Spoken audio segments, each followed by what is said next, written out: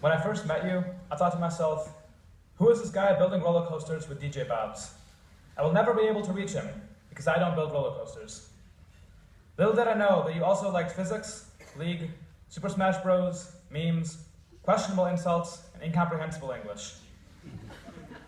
We picked these things up, one by one, and now I can unfortunately say we can say spaghetti, spicy, and money, without anyone else knowing what they mean.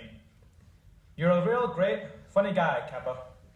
Here's my good friend, Matthew Mason.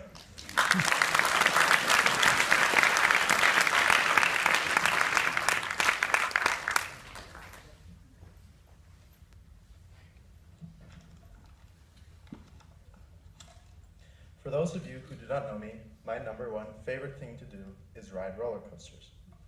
I've been on roller coasters in some of the most exotic places in the world: China, the United Arab Emirates, Europe, and even as majestic as the middle of an Ohio cornfield. From the thrilling speeds to the low and high G-forces experienced during a ride, nothing could be more exciting and fun in my mind. When I was younger and too short to ride, every time my family would drive down to Chicago and pass our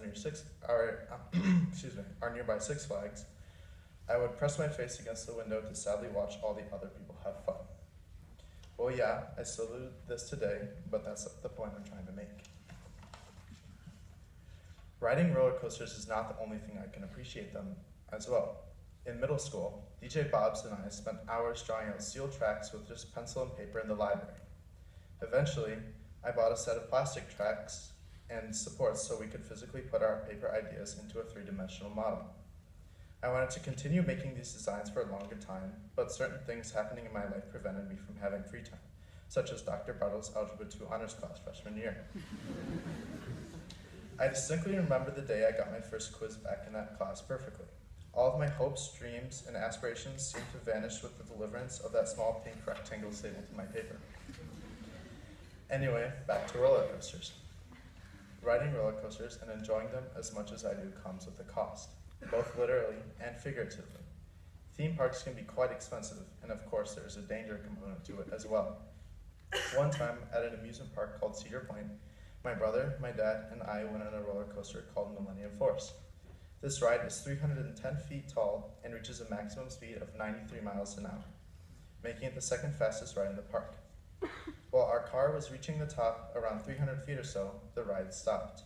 Every single other person in our car ceased to talk, and we all sat in horror and waited about a second until the ride promptly continued to move again. After that experience, I am proud to name myself as a heart attack survivor. I could make a metaphor out of what happened that day about how I conquered a near-death experience and faced the gates of damnation. But in reality, it was just 36 tourists completely overreacting and pretending as if they were going to die. As I said earlier, there's a danger component to riding a roller coaster. But again, in reality, the only rides you could possibly get hurt on are those sketchy portable coasters that are held up by scaffolding and duct tape in county fairs.